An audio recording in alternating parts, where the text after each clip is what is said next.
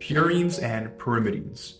You need to understand how to distinguish these two molecules, and I'm going to give you a super easy mnemonic to remember this.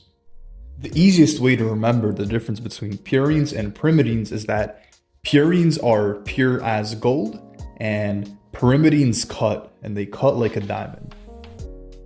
Before I go into heavy detail on this mnemonic, I just want to give a brief overview on purines and pyrimidines and what are their structures and how do they look like. So a purine is going to be a heterocyclic aromatic organic compound, and it consists of a pyrimidine ring fused to an imidazole ring. And a pyrimidine is a heterocyclic aromatic organic compound similar to benzene and pyrimidine, containing two nitrogen atoms at position 1 and 3 of the six-membered ring. So just remember that purines are going to be pure as gold, and the pure is going to stand for your purines, as is going to stand for adenines, and gold is going to stand for guanine. And just another brief tip, that if you look at adenine, you're going to see two N's, a lot of N's in this word adenine, right?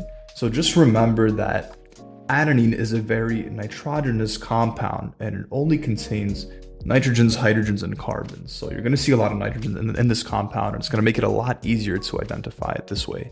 Lastly, just remember that purines are always going to have two rings, and they are constituents of DNA or RNA.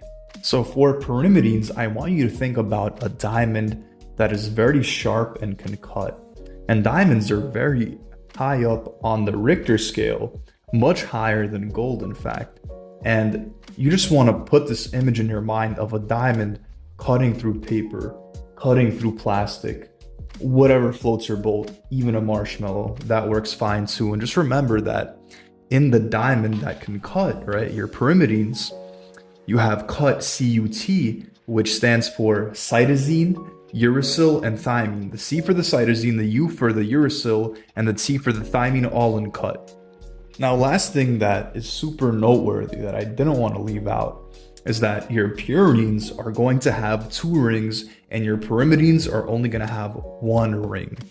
And also, guanine is going to be the heaviest out of all of these molecules. Just another little fact to throw in there.